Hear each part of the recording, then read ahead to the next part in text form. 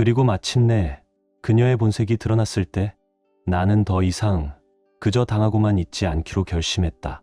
그럼 지금부터 시작해 볼까요? 오늘은 여러분께 아주 특별하고 충격적인 이야기를 들려드리려 합니다. 나는 박세진과 결혼한 지 어느덧 15년이 흘렀다.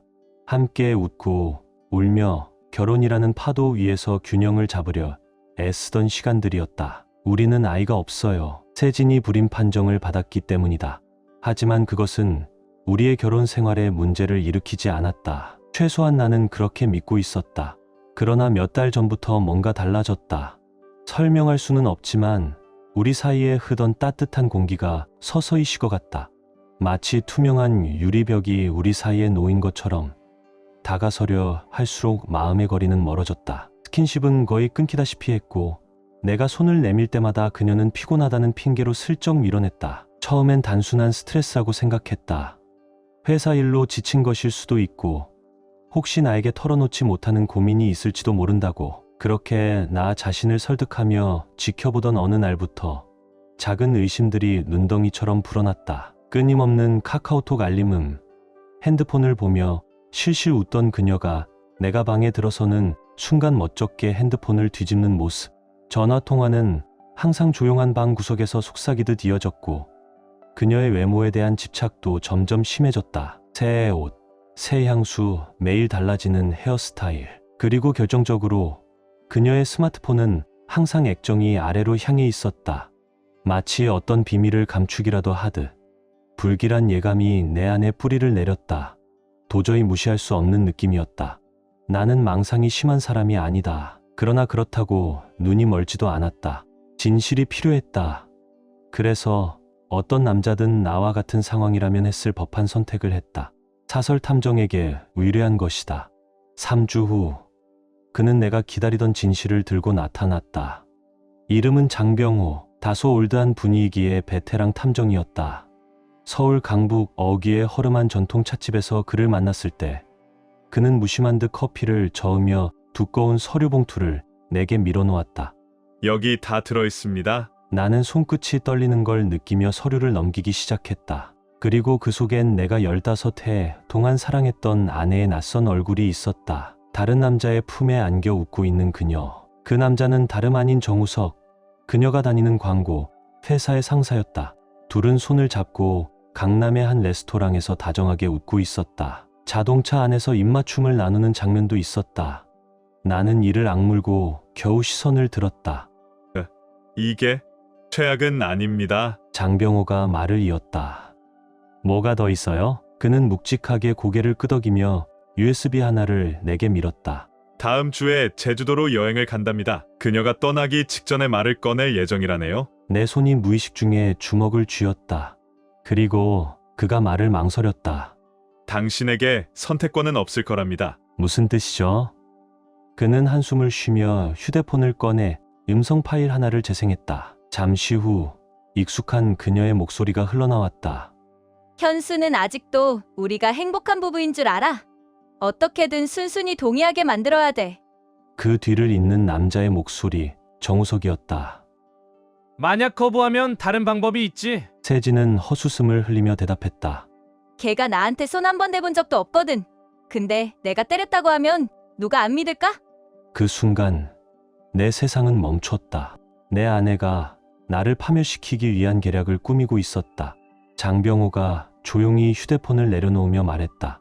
저 둘이 계획대로 움직이면 당신 인생은 끝입니다. 설령 나중에 결백이 밝혀져도 사회적 낙인은 벗기 힘들 겁니다. 나는 숨을 천천히 내쉬며 차갑게 끓는 분노를 억눌렀다.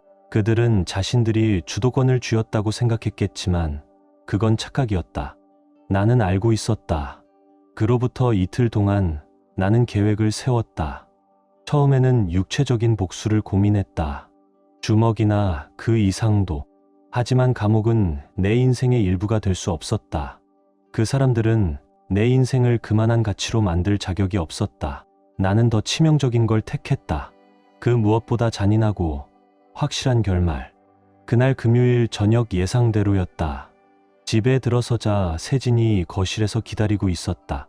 과하게 꾸민 화장, 정성 들여 드라이한 머리, 그리고 입구 옆에 조용히 놓여 있는 여행용 캐리어 2개. 나는 아무 일도 모르는 듯 태연하게 물었다. 어디가? 그녀는 어색하게 웃었다. 떨리는 손끝을 감추려 애쓰면서도 미소를 지으려 했다. 나 당신 떠나는 거 아니야, 현수야. 부드러운 말투였다. 마치 이별 통보를 최대한 부드럽게 전하려는 듯. 그냥 일주일 동안 제주도에 다녀오려고 해. 나는 고개를 살짝 기울이며 아무렇지 않게 되물었다. 그래? 누구랑? 그래, 내가 고개를 살짝 기울이며 되물었다. 어디로? 세진은 입술을 살짝 핥았다. 말문이 막힌 듯 잠시 머뭇거렸다가 조용히 말했다. 우석 씨랑. 그 순간 마치 방 안의 공기가 사라진 듯 숨이 턱 막혔다. 하지만 나는 아무렇지 않은 표정을 유지한 채 고개를 끄덕였다. 우석, 내 팀장이잖아. 그녀는 억지 미소를 지으며 고개를 끄덕였다. 응, 알잖아. 그 사람이야. 나는 팔짱을 끼고 똑바로 그녀를 바라봤다. 회사 워크숍 같은 거야? 아니면 다른 뭔가? 세진은 가볍게 숨을 내쉬며 웃었다. 마치 내가 다그치지 않아서 안심이라도 된 듯한 표정이었다. 그냥 그 이상은 아니야. 나는 계속 말없이 바라봤다. 그녀가 진짜로 말하도록 기다리며 침묵을 유지했다. 결국 그녀는 한숨을 쉬더니 내 눈을 마주 보았다. 우리는 일주일 동안 같이 있을 거야. 잠자리도 가질 거고. 그냥 즐기려고. 나는 천천히 소파에 앉아 등을 기대고 그녀를 바라보았다. 그녀는 불편한 듯 자세를 고쳤다. 어떤 반응이라도 기대했던 듯 했지만 나는 아무런 표정도 짓지 않았다. 우석 씨는 정말 괜찮은 사람이야, 현수야. 그녀가 말을 이었다. 내 얘기를 잘 들어주고 날 특별하게 대해줘. 그래서 나도 그 감정에 보답하고 싶어. 그녀는 손을 모아주며 마치 나보다 자기 자신에게 납득시키려는 듯한 눈빛을 했다. 그리고 나도 그 사람에게 끌려. 이번 기회에 내 안에 쌓인 감정들을 다 털어내고 오면 괜찮아질 것 같아. 돌아오면 다 예전처럼 돌아갈 거야. 그녀는 나를 향해 미소 지었다. 마치 내가 이해해 주길 바란다는 듯한 이상하게 낙관적인 얼굴이었다. 우리 인생에서 일주일 뿐이잖아, 현수야. 그냥 육체적인 거야. 감정은 없어. 오히려 침대에서 새로운 것도 배워올 수 있을지도 몰라. 당신한테 해주면 좋잖아? 가볍게 웃으며 말하는 그녀를 나는 한참 바라보다가 마침내 입을 열었다. 이번 여행을 가면 우리 결혼은 끝이야. 내가 그렇게 한다면 우린 더 이상 부부가 아니야. 그녀는 눈을 깜빡이더니 이내 고개를 들고 비릿한 미소를 지었다. 그럼 내가 안 가면 뭐가 달라져? 내가 가면 넌 끝이야, 사회적으로. 그녀는 팔짱을 끼고 차가운 목소리로 이어 말했다. 내가 너한테 가정폭력 당했다고 신고하면 어쩔래? 요즘 세상에 누가 내 말을 믿어? 여론도 법도 내 편이야. 내가 SNS에서 울면서 호소하면 넌 끝장나. 나는 천천히 웃었다. 그리고 그녀를 똑바로 바라보며 물었다. 법정에서 거짓말할 생각이야? 날 파멸시키겠다고? 단지 다른 남자랑 자고 싶어서? 그녀는 껄껄 웃었다. 맞아. 나는 몸을 앞으로 숙여 그녀의 눈을 깊게 응시했다. 위증죄 처벌이 얼마나 무거운 줄 알아? 여론은 쉽게 흔들릴 수 있어도 법은 감정 안 봐. 세진은 손을 휘젓듯 허공을 쓸며 비웃었다. 상관없어. 나 갈 거야. 나는 고개를 저으며 짧게 웃었다. 알아. 그래서 널 말리지도 않는 거야. 그리고 등을 기대며 차가운 목소리로 덧붙였다. 방금 결과에 대해서는 충분히 말했어. 그녀는 비죽 웃으며 대답했다. 그럼 그렇게 해. 그녀는 캐리어 손잡이를 쥐고 문 쪽으로 굴려갔다. 떠나기 직전 뒤를 돌아보며 한마디를 던졌다. 다녀오는 동안 집 청소 좀 말끔히 해놔. 착한 남편씨. 나는 가볍게 웃었다. 걱정 마. 반짝반짝 닦아놓을게. 내 말투가 이상했는지 그녀는 잠시 눈을 가늘게 떴다. 그러나 이내 고개를 젓고 의심을 떨쳐낸 듯 집을 나섰다. 대기 중이던 택시에 올라탄 그녀가 창밖으로 사라지자 나는 조용히 스마트폰을 꺼냈다. 이제부터 내 계획이 시작될 차례였다. 첫 번째 전화는 통신사였다. 안녕하세요. 제 명의로 된 회선 하나를 해지하고 싶습니다. 간단한 인증 절차가 끝나자 상담원이 물었다. 어떤 회선을 해지하시겠습니까? 나는 입꼬리를 올렸다. 아내거요. 박세진 명의로 되어 있는 번호. 해지하시겠다고요? 네, 이제 더 이상 필요 없을 테니까요. 몇 번의 클릭 소리 뒤 세진의 스마트폰은 그저 값비싼 전자쓰레기가 되었다. 두 번째 전화는 신용카드사였다. 보조카드 전부 해지해주세요. 확인하겠습니다. 어떤 카드 명의자이신가요? 나는 소파에 몸을 기대며 대답했다. 박세진입니다. 잠시 후 카드사는 해지 완료를 확인해 주었다. 더 이상 백화점 쇼핑도 고급 레스토랑도 그리고 제주도에서의 호사스러운 소비도 없었다. 세 번째 전화는 유동현 부동산 중개인에게 걸었다. 그는 두 번째 벨이 울리자 바로 받았다. 현수 씨, 기다리고 있었습니다. 결정하셨어요? 치, 팔아야겠어요. 그는 숨을 들이켰다. 그럴 줄 알았습니다. 좋은 소식이에요. 이미 관심 있는 매수자 두 팀이 있어요. 빨리 진행할 수 있어요. 2명이나 진지하게 계약하려 해요. 빠르게 진행하고 싶다더군요. 그럼 얼마나 빨리 계약서 마무리할 수 있죠? 내가 물었다. 이틀만 주세요. 집 정리를 좀 해야 해서요. 유동현은 웃으며 고개를 끄덕였다. 그 마음 이해해요. 저는 제 쪽 준비 미리 해놓을게요. 확실한 결정이신 거죠? 나는 조용히 숨을 내쉬었다. 지금까지 인생에서 내린 어떤 결정보다 확실합니다. 그 다음 전화는 최도훈 변호사였다. 박세진의 외도를 처음 눈치챘을 때부터 이미 선임해둔 이혼 전문 변호사였다. 서류는 모두 준비되어 있었고 이제 나의 한마디면 모든 것이 시작될 수 있었다. 시작하시죠. 내가 전화를 받자마자 말했다. 그는 잠시 침묵하더니 담담하게 대답했다. 월요일 아침 바로 접수하겠습니다. 오후엔 서류 받아보실 수 있을 거예요. 완벽하군요. 그리고 마지막 전화. 이삿짐 센터였다. 다음날 아침 직원들이 정시에 도착했다. 나는 집 안을 돌며 정리해야 할 물건들을 하나하나 짚었다. 이 방, 이 옷장, 이 서랍 전부 세진 씨 겁니다. 옷, 신발, 가방, 액세서리까지 전부요. 다 정리해서 이 주소지에 보관해 주세요. 그들이 바쁘게 박스를 채우는 동안 나는 천천히 세진의 물건들을 바라봤다. 물건 하나하나를 손에 쥐며 마치 그 속에 남아있는 추억과 감정을 떼어내듯 정리해 나갔다. 이 집 안에 스며 있던 그녀의 존재가 서서히 지워져 갔다. 그리고 결국 발견했다. 그녀의 웨딩드레스. 조심스럽게 들어올려 손끝으로 원단을 쓰다듬었다. 이건 그녀가 나와 사랑을 맹세하던 그날 입었던 드레스였다. 나와 함께하겠다는 약속을 담은 상징이었지만 그 맹세는 너무나 쉽게 짓밟혀버렸다. 나는 그것만 남겼다. 그 드레스 하나만. 나머지는 전부 박스에 담겨 창고로 보내졌다.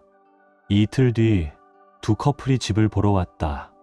따로따로 도착했지만 모두 친절하고 단정한 사람들이었다. 첫 번째 커플은 문상훈과 이수진 부부.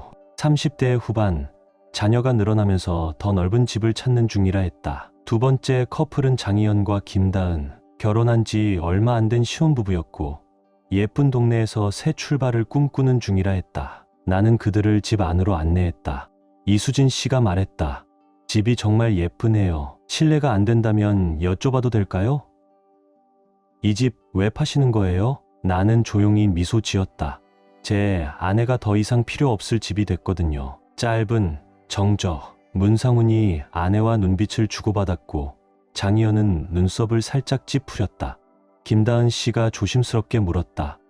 혹시 무슨 일 있으셨어요? 나는 어깨를 으쓱했다. 그렇다고 볼 수도 있죠. 그 이상 묻지는 않았지만 그들의 눈빛 속엔 의문이 가득했다. 그래도 곧 넓은 거실과 고급 마루, 탁 트인 뒷마당에 시선을 빼앗겼다. 또 이틀 뒤 거래가 성사됐다. 두 커플 모두 입찰했지만 문상훈 이수진 부부가 계약을 따냈다. 나는 빈집 거실에 마지막으로 서서 그들에게 열쇠를 건넸다. 열쇠는 꼭 바꾸세요. 상훈 씨가 고개를 끄덕였다. 이미 계획해뒀어요. 나는 호주머니에서 작은 봉투를 꺼내 그에겐 내밀었다. 이건 보너스입니다. 열쇠 교체 비용은 제가 부담했어요. 이수진 씨가 눈을 동그랗게 떴다. 와, 너무 감사해요. 이렇게까지 해주시다니. 나는 잔잔하게 웃었다. 제가 살던 과거가 이 집에 더 이상 스며들지 않도록 하기 위한 제 방식이에요. 단단하게 악수를 나눈 뒤 나는 그 집에서 걸어 나왔다. 그토록 오래 함께했던 공간이었지만 내 발걸음은 가벼웠다. 그날 저녁 나는 유동현과 발서 만났다. 그는 먼저 도착해 위스키를 홀짝이고 있었다. 내가 자리에 앉자 그는 말없이 봉투 하나를 내밀었다. 나는 봉투를 들여다보며 물었다. 이건 뭐죠? 그는 씩 웃었다. 작은 보너스라고 해두죠. 수수료가 꽤 괜찮았거든요. 이혼 준비 자금이라 생각하세요. 나는 피식 웃음을 흘렸다. 내가 이혼할 거라고 확신하는 이유라도 있어요? 그는 천천히 기대 앉으며 잔을 들었다. 그 커플에게 아내는 이 집이 필요 없을 거다라고 말했을 때 난 이미 직감했죠. 당신은 그녀를 떠났다는 걸. 나는 고개를 절레절레 흔들며 웃었다. 정말 눈치 빠르네요, 유 팀장. 그는 잔을 들고 나를 바라보았다. 새로운 시작을 위하여 나는 바텐더에게 손짓해 술을 한 잔 더 주문했다. 두 잔의 잔이 테이블에 놓이자 우리는 서로의 잔을 마주쳤다. 자유를 위하여. 따뜻한 바람이 살결을 간지럽혔다. 짭조름한 바닷내음과 꽃향기가 섞인 공기가 뺨을 스치자 가슴 속까지 벅차올랐다. 정우석은 내 손을 꼭 쥔 채 제주시 애월의 고급 리두트 정문을 통과했다. 그의 손길은 강하게 그리고 소유하듯 조였다. 프론트에 서 있던 그는 몸을 숙여 귓가에 속삭였다. 이번 주 인생에서 제일 좋을지도 몰라. 준비됐지? 나는 웃으며 고개를 끄덕였다. 심장이 두근거렸다. 나야, 이미 오래전부터 준비됐지. 스위트룸에 들어서자마자 바다 전망을 감탄할 새도 없이 우석은 나를 품 안으로 끌어당겼다. 그의 입술이 닿았고 숨결은 급하고 탐욕스러웠다. 우리는 몇 초 만에 침대 위에서 서로를 얽었다. 빠르고 격렬했다. 마치 오랜 기다림을 쏟아붓듯. 끝나고 난 뒤 그는 등을 바닥에 뉘며 숨을 내쉬었다. 도착 서비스로는 최고였네. 그는 능글맞게 웃었다. 나는 숨을 고르며 웃었다. 마음껏 모셨습니다, 손님. 한동안 우리는 나란히 누워 천장을 바라보았다. 천장 선풍기가 천천히 돌았고 테라스 문 너머에서 제주 바다의 파도 소리가 아련하게 들려왔다. 배가 고파져 우리는 룸서비스로 점심을 시켰다. 음식이 도착했지만 여짓 먹기도 전에 그는 나를 무릎 위에 앉혔다. 2차, 어때? 그는 장난스럽게 다리를 쓰다듬으며 말했다. 나는 가볍게 웃으며 흘리듯 말했다. 이러다 여행 중 체력 다 떨어지겠어. 그는 고개를 저으며 눈빛을 더욱 깊게 했다. 지금 이 시간이 제일 중요해. 널 전부 내 걸로 만들 수 있는 시간이잖아. 그 말에 나는 말없이 그에게 몸을 맡겼다. 다시금 우리는 뒤엉켰고 시간은 금세 흘러갔다. 다음 날 아침 바닷바람이 커튼을 스치는 소리에 눈을 떴다. 몸 곳곳에 묻은 잔여한 감각. 어제의 여운이 느껴졌다. 옆에는 우석이 팔을 벌리고 깊이 잠들어 있었다. 조용히 일어나 욕실에서 차가운 물로 얼굴을 씻었다. 거울 속 내 얼굴엔 뭔가 낯선 빛이 어른거렸다. 다시 방으로 돌아왔지만 그는 여전히 그 자세로 자고 있었다. 나는 살며시 문을 열고 테라스로 나섰다. 아침 공기가 맑고 시원했다. 염분 섞인 향기와 꽃내음이 다시금 코끝을 스쳤다. 눈을 감고 그 순간만큼은 아무 생각 없이 서 있었다. 잠시 후 침대 매트리스가 삐걱거리는 소리가 들리더니 우석이 내 허리를 감싸 안으며 속삭였다. 좋은 아침. 나는 그의 팔에 기대며 대답했다. 응, 좋은 아침. 말을 더 꺼내기도 전에 그는 나를 번쩍 안아들고 다시 침대로 데려갔다. 아직 널 다 즐기지도 못했는데 벌써 끝낼 수 없지. 다시 한번 우리는 침대 위에서 격렬하게 얽혔다. 샤워도 함께 했고 그 속에서도 한 번 더 격정이 반복됐다. 따뜻한 물줄기 속에서 우리는 물처럼 녹아들었다. 수건을 둘러싸고 나왔을 땐 이미 정오가 가까웠다. 나는 드라이기로 머리를 말리며 침대에 누워있는 우석을 바라봤다. 그는 휴대폰을 들여다보며 무심하게 누워 있었다. 오늘 일정은 뭐야? 나는 옆에 앉으며 물었다. 그는 화면에서 눈도 떼지 않은 채 툭 내뱉었다. 없어. 나는 눈을 찌푸렸다. 정말 아무것도? 그는 어깨를 으쓱했다. 뭐, 나가긴 하겠지. 한숨이 새어 나왔다. 이 여행은 설렘과 설계를 기대했던 건데 침대 밖 일에는 별 관심이 없는 듯했다. 점심을 먹고서야 그는 겨우 옷을 입고 기지개를 켰다. 나갈래? 그가 무심히 물었다. 응. 나는 너무도 빠르게 대답했다. 아침 내내 이 순간만을 기다렸으니까. 서둘러 옷을 갈아입고 머리를 다듬은 뒤 간단히 화장을 하고 뒤를 돌아보니 그는 이미 현관 앞에 서 있었다. 나를 기다리는 모습도 아닌 그냥 준비 다 됐다는 듯한 자세였다. 나는 급히 걸음을 재촉하며 되새겼다. 즐기러 온 거니까. 우리는 제주 민속시장 쪽으로 걸어갔다.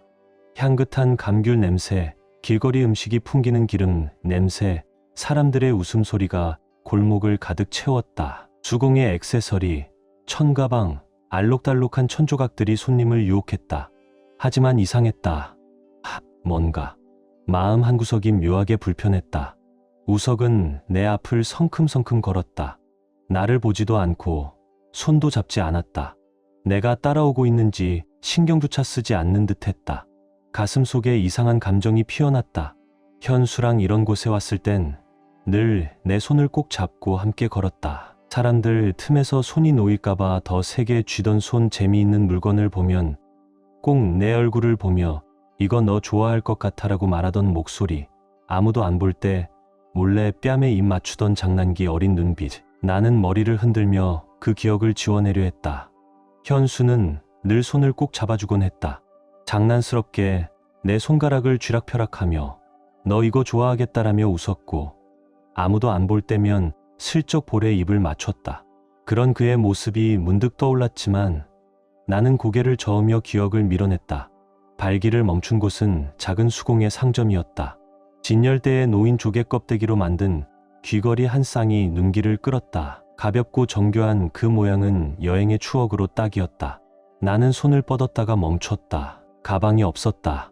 순간 멍해지며 주변을 둘러봤다. 방금 전까지 바로 근처에 있었던 우석은 어느새 보이지 않았다. 나는 다시 진열대를 바라보다가 허공처럼 비어있는 입구를 바라보았다. 예전에 현수와 쇼핑을 다닐 때는 그런 일 따위는 없었다. 그는 늘 계산을 먼저 해주었고 영수증과 함께 귀걸이 상자를 내 손에 쥐어주며 기분 좋으면 됐지라며 웃었다. 입술을 깨문 나는 귀걸이를 제자리에 내려놓고 상점 밖으로 나왔다. 이제 우석을 찾아야 했다. 몇 미터 떨어진 선글라스 노점 앞에서 그는 서 있었다.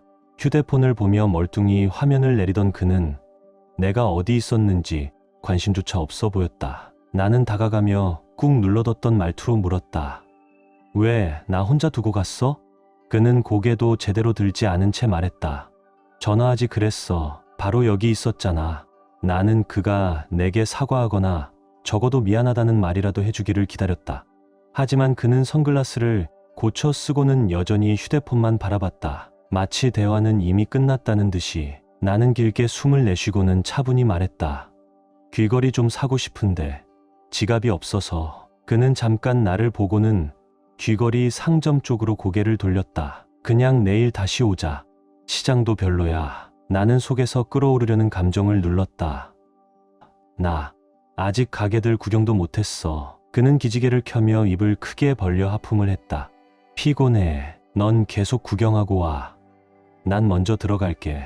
그 말과 함께 그는 내 쪽을 쳐다보지도 않고 뒷짐을 진 채 천천히 사람들 사이로 걸어가 사라졌다. 나는 그 자리에 가만히 섰다. 군중 속에서 점점 멀어져가는 그의 뒷모습을 바라보며 가슴 한가운데가 묘하게 조여왔다. 그는 나에게 남아있고 싶은지 혼자 있어도 괜찮은지 물어보지도 않았다. 그저 나를 남겨두고 떠났다. 나는 다시 귀걸이 가게를 돌아봤지만 지갑이 없으니 아무 의미가 없었다. 뭔가 마음에 드는 걸 봐도 살 수 없었다. 입술을 꼭 다문 나는 결국 우석의 뒤를 따라 걷기 시작했다. 현수는 이런 행동을 절대 하지 않았을 것이다.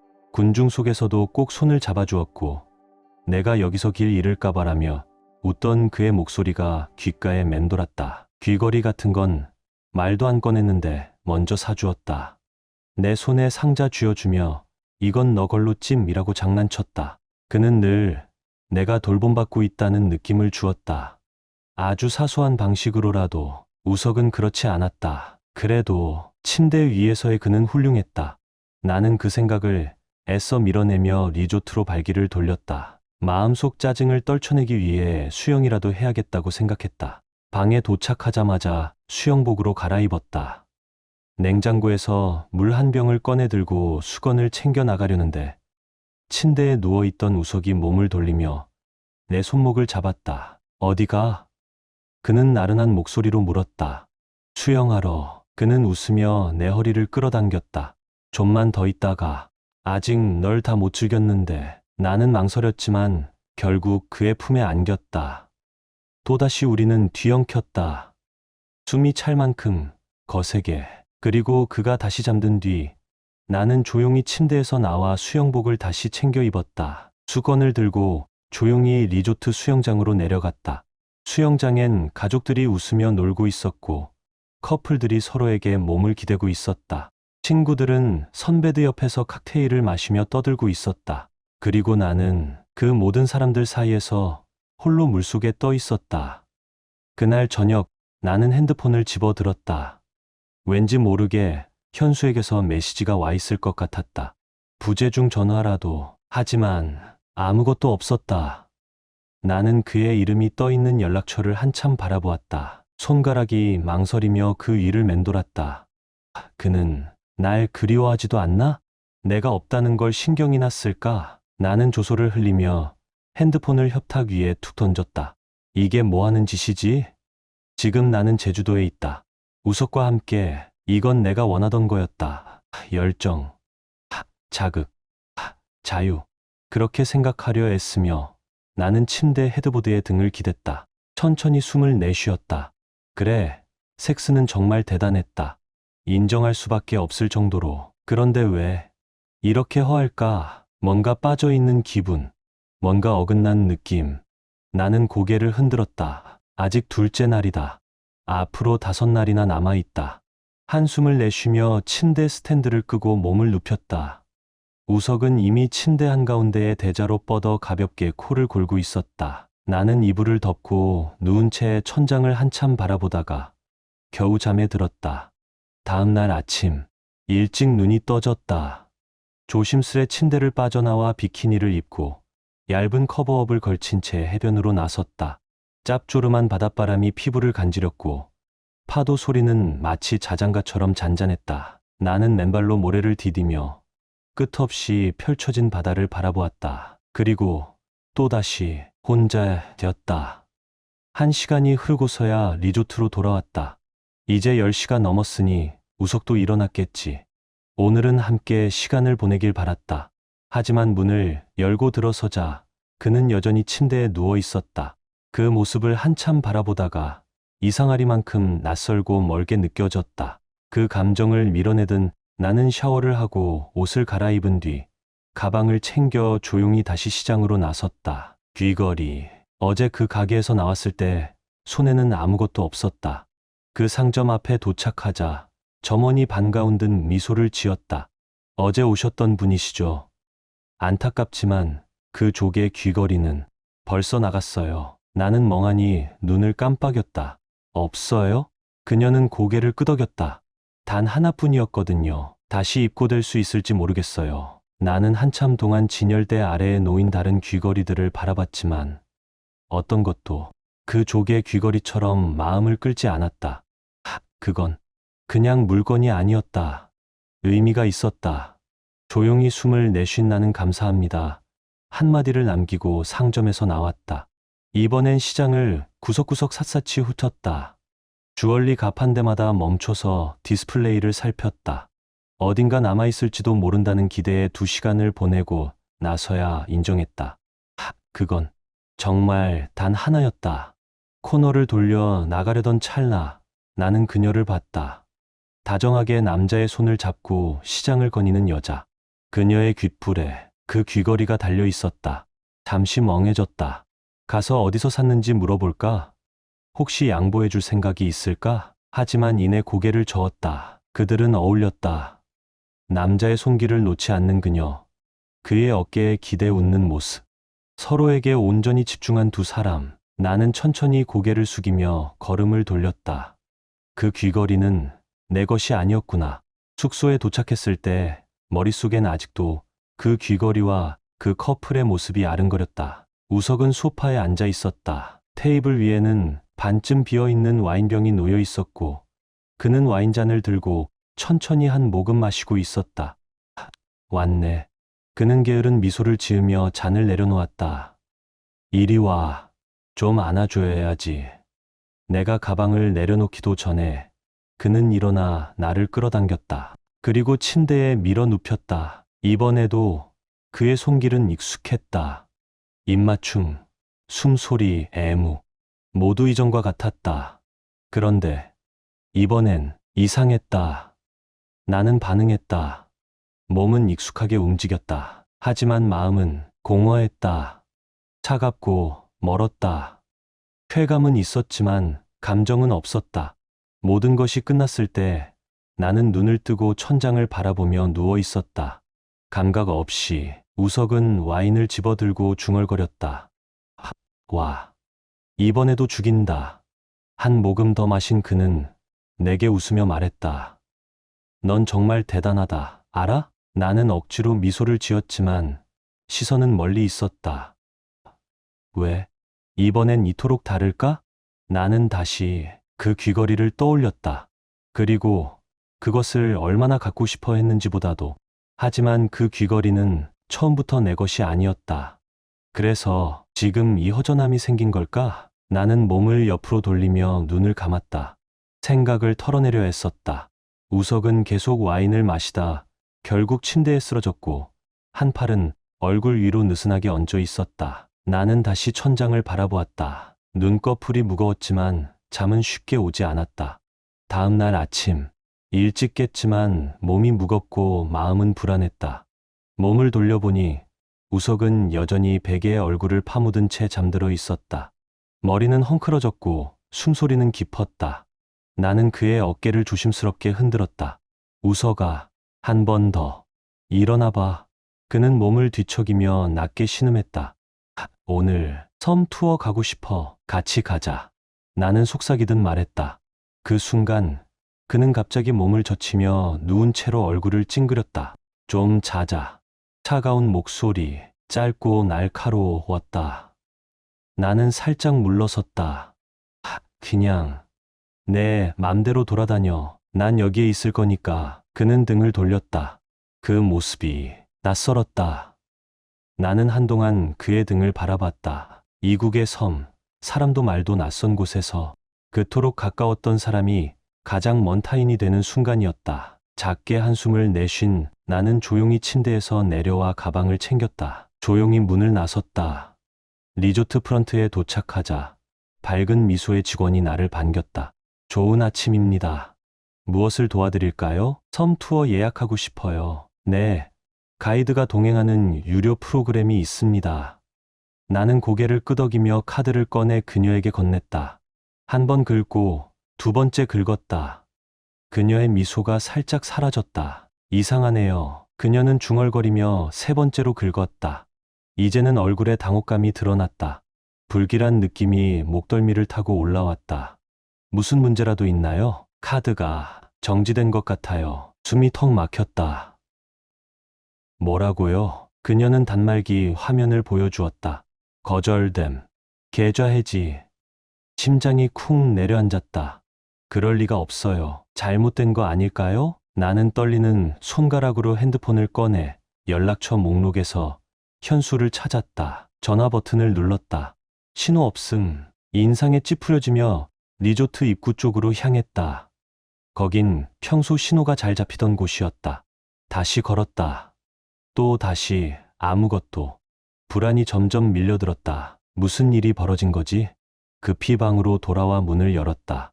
우석은 아직 자고 있었고 그의 핸드폰은 협탁 위에 놓여 있었다. 나는 그것을 향해 손을 뻗었다가 멈췄다.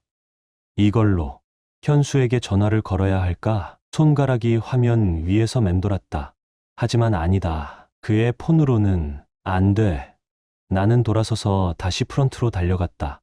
혹시 여기 전화기 좀 쓸 수 있을까요? 직원은 고개를 끄덕이며 유선 전화를 건넸다. 나는 현수 번호를 눌렀다. 울렸다. 가슴이 쿵쾅거렸다. 계속 울리기만 했다. 받지 않았다. 다시 한 번. 역시 무응답. 나는 수화기를 내려놓았다. 손끝이 싸늘하게 식어갔다. 핸드폰은 먹통, 카드는 해지. 현수는 연락 두절. 무언가 확실히 잘못되고 있었다. 아주 심각하게. 그가 나를 끊어낸 걸까? 나는 방으로 뛰어가 침대 위 우석의 어깨를 거칠게 흔들었다. 그는 얼굴을 문지르며 신음했다. 또 뭐야? 통신이 끊겼어. 카드도 막혔어. 목소리는 갈라졌고 불안은 숨조차 가쁘게 했다. 우리 돌아가야 해. 우석은 몸을 일으키며 나른하게 기지개를 켰다. 진정해. 그냥 땡깡 부리는 거야. 돌아가면 다 풀려. 아니, 이번엔 나는 단호했다. 난 지금 당장 돌아가야겠어. 그는 말없이 욕실로 걸어가 문을 닫았다. 나는 그 자리에 서 있었다. 초침이 흐를수록 마음속 불안은 점점 커졌다. 한참 후 그는 수건을 허리에 두른 채 욕실에서 나왔다. 얼굴엔 아직 물기가 남아 있었다. 그는 나를 보며 씩 웃더니 머리를 쓸어 넘기며 말했다. 봐봐. 우리가 여기 오기로 한 이유 기억하지? 내가 마음껏 즐기라고 했잖아. 우석이 웃으며 말했다. 그리고 지금 봐봐. 우리가 하고 있잖아. 그리고 즐기고 있지. 나는 그를 바라보았다. 정말 그런가요? 내 목소리는 작았고 떨려 있었다. 그의 표정이 잠시 흔들렸다. 무슨 말이야 그게? 나는 힘겹게 숨을 내쉬었다. 그래, 그런데 난 그게 즐겁지가 않아. 그는 쓴웃음을 지으며 고개를 저었다. 그건 죄책감 때문이야. 그냥 내 머릿속에서 생긴 거라고. 그는 어깨를 으쓱했다. 나는 아주 잘 즐기고 있는데 나는 목을 꺾듯 삼켰다. 몸이 점점 경직되었다. 진정해. 그는 한 걸음 다가오며 속삭였다. 내가 널 기분 좋게 해줄게. 그의 손이 내 몸에 닿았다. 나는 뒤로 물러나려 했지만 그는 빠르게 나를 침대 쪽으로 끌어당겼다. 그의 소나기는 강했고 놓아줄 생각이 없어 보였다. 우석아, 나. 그 순간 그는 내 말을 끊고 입을 맞췄다. 거칠고 강한 입맞춤. 나는 저항할 새도 없이 침대 위에 눕혀졌다. 그의 무게가 몸 위로 쏟아졌고 나는 아무런 힘도 없이 그 자리에 누워 있었다.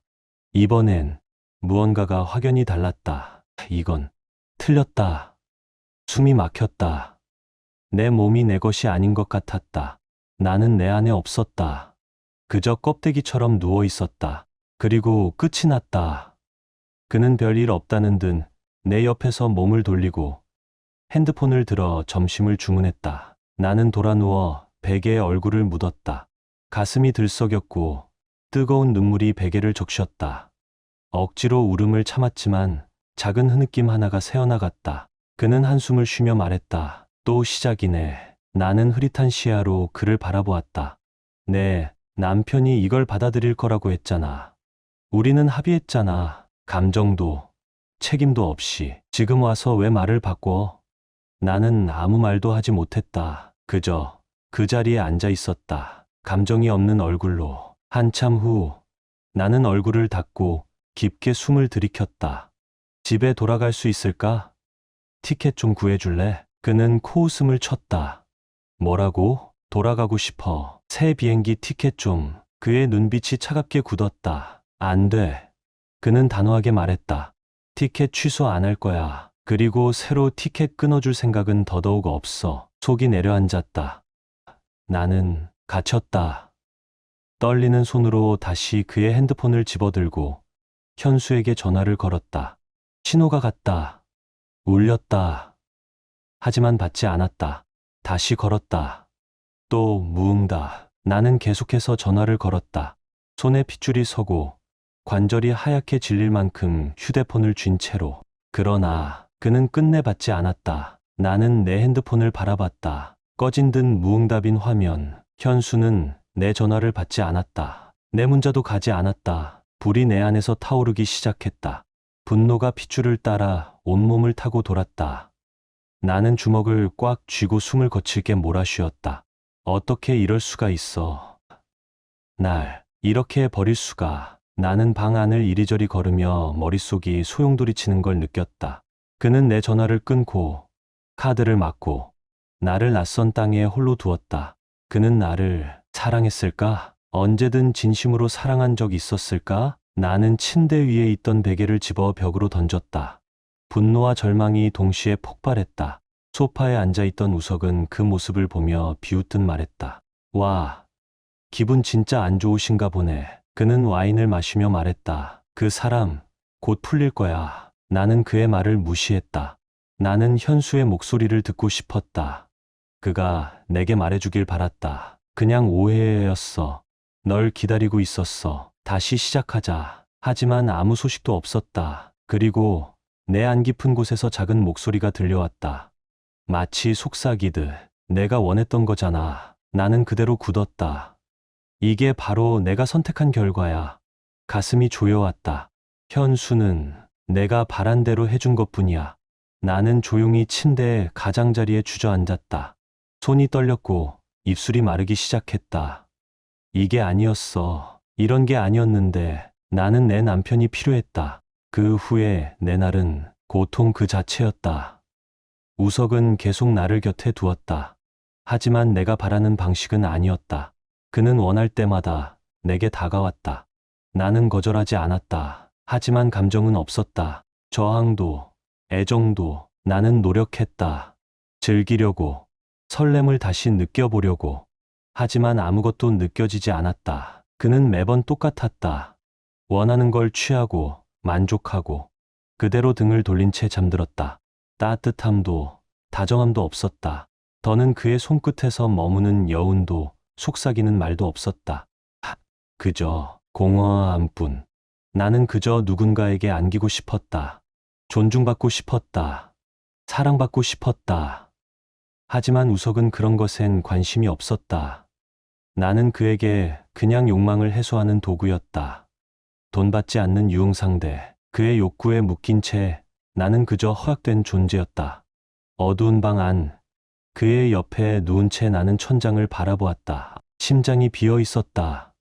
도대체 내가 나 자신에게 무슨 짓을 한 거지? 그리고 마침내 체크아웃 날이 다가왔다. 우리는 리조트를 나서며 걷고 있었다. 우석은 팔을 기지개 펴듯 뻗으며 길게 숨을 내쉬었다. 캬, 진짜 편하게 잘 쉬었다. 이번 주 내 인생 최고의 휴식이었어. 나는 그를 바라봤다. 속이 울렁거렸다. 이런 남자랑 결혼은 안 했다는 게. 비행기 안. 우석은 금세 잠들었고 나는 창밖을 바라보았다. 온몸이 무거웠다. 머릿속엔 오직 한 사람만 떠올랐다. 현수. 그 품에 안기고 싶었다. 그의 가슴팍에 얼굴을 묻고 말없이 눈을 감고 싶었다. 그리고 속삭이고 싶었다. 당신은 내가 평생 바랄 수 있는 최고의 남편이었어. 다시는 절대로 당신을 떠나지 않을게. 필요하다면 무릎이라도 꿇을 수 있었다. 다시 그의 아내로 남을 수 있다면. 공항에 도착하자 우리는 짐을 챙겨 나섰다. 우석은 웃으며 내게 말했다. 좋았지? 이제 남편 놈이 별소리 안 하면 좋겠다. 하하. 그 말에 나는 저도 모르게 움찔했다. 그가 고개를 기울이며 키스를 하려는 순간 내 안에 무언가가 끊어졌다. 나는 그를 밀쳐내고 뒤로 물러났다. 우석은 잠시 당황한 듯 했지만 금세 웃으며 말했다. 에이, 왜 그래? 내가 한 게 이게 처음도 아니잖아. 작별 키스 정도는 해줄 수 있는 거 아니야? 나는 아무 말 없이 그를 바라봤다. 그리고 뒤돌아섰다. 말 한마디도 없이. 그는 비웃듯 뒤에서 콧방귀를 뀌었지만 신경 쓰지 않았다. 나는 택시를 잡아 짐을 넣고 뒷좌석에 탔다. 차가 움직이자 내 심장은 거세게 뛰기 시작했다. 그리고 집 앞에 도착했을 때 나는 내가 얼마나 돌이킬 수 없는 선택을 했는지 실감했다. 떨리는 손으로 캐리어를 끌며 현관 앞에 섰다. 심호흡을 했다. 괜찮아. 현수는 집에 있을 거야. 설명하면 돼. 그는 이해할 거야. 꼭. 나는 현관 계단을 올랐다. 여기, 이 문. 나에게 가장 익숙한 장소. 나무 틈의 균열, 열릴 때 삐걱거리던 소리까지도 생생하게 기억나는 가방에서 열쇠를 꺼내 자물쇠에 꽂았다. 돌아가지 않았다. 인상을 찌푸리며 다시 시도했다. 혹시 다른 열쇠인가? 조금 더 세게 비틀어봤지만 반응이 없었다. 식은땀이 목덜미를 타고 내려왔다. 다른 열쇠도 꺼내 시도해봤다. 여전히 아무 반응이 없었다. 숨이 거칠어졌다. 초인종을 눌렀다. 딩동. 소리가 달랐다. 예전 그 소리가 아니었다. 나는 한 걸음 물러섰다. 머릿속이 어지러웠다. 여기 맞는데, 이 집이 맞아. 내 집이야. 잠시 후 문이 열렸다. 낯선 젊은 여자가 문 앞에 서 있었다. 무표정하지만 살짝 경계하는 눈빛. 긴 머리를 단정히 묶고 운동복에 오버사이즈 맨투맨을 입고 있었다. 네, 그녀가 고개를 갸웃하며 물었다. 도와드릴까요? 나는 눈을 깜빡이며 입을 열었지만 목소리가 나오지 않았다. 겨우 침을 삼키며 그녀의 어깨 너머로 집 안을 훔쳐봤다. 벽 색깔이 달라졌다. 가구도 바뀌어 있었다. 액자와 사진들도 사라지고 모든 것이 낯설었다. 속이 울렁이며 식은 기운이 몰려왔다. 나는 겨우 입을 열었다. 여긴 제 집인데요. 무슨 일이죠? 그녀는 눈썹을 찌푸리며 조심스럽게 말했다. 혹시 착각하신 건 아닐까요? 며칠 전에 이 집 저희가 구입했어요. 아직 짐 옮기는 중인데. 나는 숨이 멎는 듯했다. 치아 가장자리가 흐려졌다. 아니야. 나는 고개를 세차게 저었다. 아닐 거야. 이 집은 내 집이야. 목소리가 떨렸고 점점 커졌다. 절박함이 묻어났다. 그녀의 눈빛이 바뀌었다. 동정심은 사라지고 경계심이 그 자리를 대신했다. 실례지만 누구시죠? 그녀는 조용히 물었다. 누구시죠? 나는 그녀를 응시했다.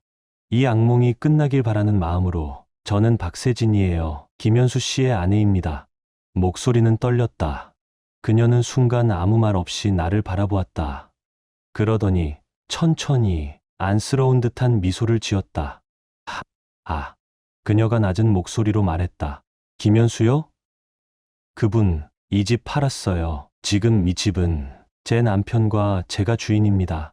다리에 힘이 풀릴 것 같았다. 그럴 리가 없어요. 입술이 타들어가듯 메말라 있었다. 무슨 착오가. 그 사람이 그럴 수 없어요. 그 순간 집 안에서 남자의 목소리가 들려왔다. 누구야? 자기야? 문 너머로 어깨가 넓은 남자가 나타났다. 눈빛은 단호했고 그의 자세는 단숨에 방어적으로 굳었다. 현수 씨 아내라는 분이래요. 여자가 팔짱을 끼고 설명했다. 남자는 깊게 숨을 내쉬며 고개를 저었다. 부인, 무슨 말씀을 하셔야 할지 모르겠네요. 하지만 이 집 저희가 매입했고 등기도 다 저희 이름으로 되어 있습니다. 그의 눈매가 날카로워졌다. 부디 이만 돌아가 주세요. 혼란스러우시면 남편분께 직접 연락하시고요. 이게 더 커지면 경찰 불러야 하니까요. 경찰. 그 단어가 등줄기를 타고 번개처럼 내리쳤다. 입을 열려 했지만 그들의 눈빛이 모든 걸 멈추게 했다. 그들은 나를 침입자로 보고 있었다. 그리고 맞았다. 나는 이 집의 주인이 아니었다. 더 이상은. 나는 말없이 돌아섰다. 무릎이 떨리는 걸 느끼며 캐리어를 끌고 골목 너머로 사라질 때까지 뒤도 돌아보지 않았다. 모퉁이를 돌아서자 그제야 손이 이마로 올라갔다. 숨이 거칠었다. 현수가 우리 집을 팔았다. 우리의 터전을 완전히 나를 끊어냈다. 가방을 뒤지며 손이 덜덜 떨렸다. 전화는 없었다. 그 어떤 연락 수단도 없었다. 나는 새 전화기가 필요했다. 거리 끝에 있는 편의점을 찾았다. 몸이 무감각한 채 안으로 들어가 가장 저렴한 일회용 폰을 집어들었다. 지갑에서 카드를 꺼내는데도 손이 말을 듣지 않았다. 밖으로 나오니 찬바람이 살갗을 파고들었다. 나는 새 폰을 들여다보다가 택시를 호출했다. 이제 갈 수 있는 곳은 단 하나뿐이었다. 초인종을 눌렀다. 돌아온 후 처음으로 익숙한 소리가 들렸다. 어릴 적부터 듣던 그 음색, 약간 늦게 울리는 부드러운 벨소리. 잠시 후 문이 열렸다. 어머니가 서 계셨다. 표정은 읽을 수 없었다. 그녀는 아무 말 없이 비켜섰다. 나는 잠시 주저하다가 캐리어를 끌고 안으로 들어섰다. 집안 공기는 그대로였다. 나무 바닥에 오래된 냄새, 그리고 언제나 뿌리던 라벤더 방향제 향. 하지만 무언가 분명히 어긋나 있었다. 나는 거실 소파에 털썩 앉았다. 익숙하면서도 낯선 공간. 어머니는 앉지 않았다. 대신 휴대폰을 꺼내 번호를 눌렀다. 귀에 대고 한마디만 말했다. 왔어요. 그게 전부였다. 전화를 끊었다. 나는 미간을 찌푸렸다. 불안이 뱃속에서 비틀리기 시작했다. 누구한테 전화하신 거예요? 어머니는 대답하지 않았다. 그저 조용히 부엌으로 사라졌다. 그 침묵은 칼날 같았다. 가슴 속에 뭔가 단단하게 뭉쳤다. 어머니는 원래 말이 적은 분이었다. 하지만 지금은 달랐다. 이건 침묵이 아니라 무언가를 숨기는 기색이었다. 시간이 흘렀다. 하나하나의 초가 나를 짓눌렀다. 그리고 초인종 소리가 다시 울렸다. 어머니는 행주로 손을 닦으며 다시 나타났다. 표정은 여전히 무표정했다. 너 보러 온 사람이야. 가슴이 쿵 울렸다. 현수. 나는 벌떡 일어나 캐리어를 넘어뜨릴 뻔하며 현관문으로 달려갔다. 그가 왔다. 그는 날 데리러 왔을 것이다. 모든 걸 바로잡을 수 있을 것이다. 집도, 돈도, 가구도 필요 없다. 그 사람만 있으면 어디든 무엇이든 다시 시작할 수 있다. 나는 문을 열었다. 숨이 멎었다. 그는 아니었다. 현관 앞엔 낯선 남자가 서 있었다. 짙은 색 점퍼를 입고 두툼한 서류 봉투를 들고 있었다. 그의 미소는 차분했고 훈련된 듯 매끄러웠다. 박세진 씨 맞으시죠? 그가 물었다. 나는 망설이다가 조용히 고개를 끄덕였다. 남자는 아무 말 없이 두툼한 봉투를 내 손에 쥐어주었다. 공식적으로 전달되었습니다. 그가 말했다. 내가 반응할 틈도 없이 그는 휴대폰을 꺼내 내 손에 들린 서류를 빠르게 사진 찍었다. 그리고는 말없이 돌아섰다. 나는 문 앞에서 얼어붙은 채 봉투를 든 손끝이 얼얼했다. 이건 아니야. 이럴 리 없어. 나는 비틀거리며 어머니 쪽으로 돌아섰다. 그녀는 여전히 그 자리에 서 있었다. 표정도 자세도 변함없었다. 그녀는 알고 있었다. 그 전화를 바로 이걸 위해 했던 것이다. 나는 떨리는 손으로 소파에 주저앉았다. 봉투를 뜯으며 심장이 늑골을 치는 듯 쿵쾅거렸다. 이혼 서류. 단어들이 흐려졌다. 문장 하나하나가 차갑고 건조하고 낯설었다. 스크린샷. 모텔 영수증. 내 카드 기록. 대화. 내역. 내가 우석에게 했던 말들이 그대로 녹취되어 있었다. 속이 울렁거렸다. 서류 끝자락에 작은 USB 하나가 테이프로 붙어 있었다. 그 위에는 손글씨로 적혀 있었다. 이 영상 꼭 보길 바란다. 나는 어머니의 노트북에 USB를 꽂았다. 화면이 깜빡이며 영상 파일 하나가 떠올랐다. 마우스를 들고 클릭하기 전 손이 잠시 멈췄다. 화면 속엔 현수가 서 있었다. 우리 둘만의 언덕. 그가 무릎을 꿇고 내게 영원히 함께하자고 약속했던 바로 그 자리였다. 머리카락이 바람에 흩날렸고 그의 눈엔 설명할 수 없는 감정이 담겨 있었다. 그가 말했다. 세진아. 목소리는 담담하고 또렷했다. 지금 이 영상을 보고 있다는 건 내가 원하는 걸 했다는 뜻이겠지. 그래. 넌 결국 원하던 걸 얻었어. 목이 메어왔다. 이제 내 차례야. 그리고 내겐 해야 할 일이 있어. 그의 목소리는 계속되었다. 그리고 우석 씨 부인에게 모든 자료를 전달했어. 나는 숨이 멎는 듯했다. 놀랍게도 그 사람 엄청 고마워하더라. 곧 우석 씨는 직장에서 잘릴 거야. 그리고 아마 이 도시 안에서는 다시 취직도 못하겠지. 심장이 점점 빨라졌다. 그리고 너도 마찬가지야. 몸이 차가워졌다.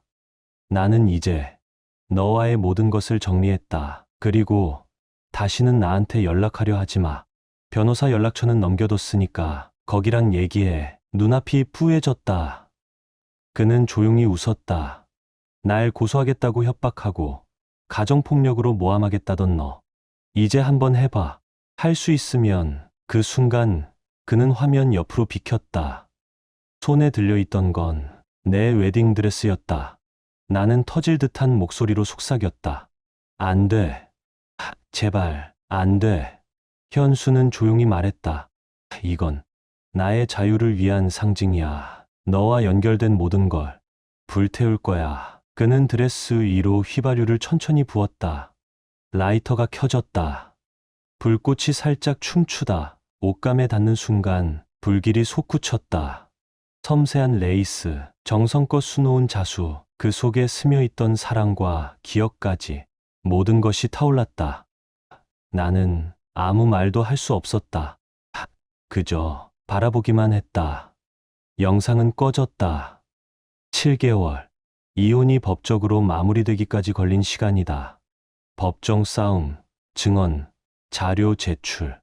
박세진은 가진 모든 수를 다 써서 뭔가를 되살리려 했다. 하지만 최도훈 변호사가 초반부터 말했었다. 우리는 자비를 두지 않을 겁니다. 그녀에게는 한치의 발 디딜 틈도 허용하지 마세요. 그래서 우리는 허용하지 않았다. 법정 중반쯤 변호사는 녹취 파일 하나를 틀었다. 세진이 가정폭력 누명을 씌우겠다고 위협했던 그 음성. 그 순간 재판은 끝났다. 재판장은 그녀를 꿰뚫어 보았다. 그녀에게 남아있던 마지막 동정심조차 한순간에 사라졌다. 나는 재판 내내 그녀를 쳐다보지 않았다. 단 한 번도 그녀에게 그만한 가치조차 주고 싶지 않았다. 이미 너무 많은 것을 빼앗긴 나는 더 이상 어떤 감정도 허락하지 않기로 했다. 집은 부부 공동 재산으로 간주되어 나는 법적으로 절반을 나눠주었다. 하지만 그건 친절도 아니었고 의무감도 아니었다. 그저 모든 것을 깔끔히 끝내고 싶었을 뿐이다. 그리고 그녀에게 더 이상 비치지 않은 상태로 당당히 떠나고 싶었다. 몇 주 뒤 그녀는 이 도시를 떠났다. 그리고 그 이후로 박세진의 소식은 다시 들리지 않았다. 지금 나는 회사 근처에 콘도를 하나 소유하고 있다. 모던하고 깔끔하다. 그리고 무엇보다 이 공간은 오롯이 내 것이다. 공동의 기억도 없고 과거의 유령도 없다. 나만 있고 새로운 시작만 있다. 처음엔 시간을 채우기 위해 헬스장에 다니기 시작했다. 머릿속을 비우고 싶어서였다. 그렇게 몇 달이 지나자 내 몸의 변화가 보이기 시작했다. 더 단단해졌고 더 날렵해졌고 무엇보다 자신감이 생겼다. 아직 거울 속 내 모습이 누구든 돌아볼 만큼이라고는 생각하지 않는다. 하지만 시선이 따라오는 건 분명 느낀다. 어쩌면 언젠가 인생은 나에게도 다시 사랑을 줄지도 모른다. 끝까지 함께해 주셔서 정말 감사합니다. 사랑이 전부일 줄 알았지만 때로는 상처가 사랑을 가르쳐 주죠. 이 이야기가 누군가의 마음에 작은 울림이 되었다면 그걸로 충분합니다. 구독과 좋아요, 알림 설정까지 해주시면 큰 힘이 됩니다. 다음 이야기에서 또 만나요.